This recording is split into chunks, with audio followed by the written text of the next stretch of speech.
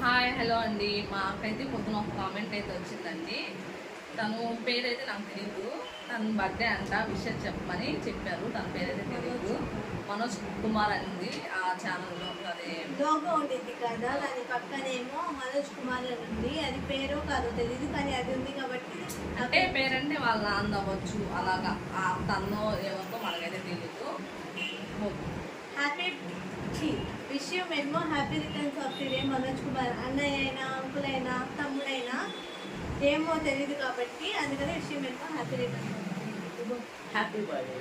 So हमें bore अड्डे ना सीरो किलो मुके के दम बोलेंगे విషయం ఏమో happy returns of the day.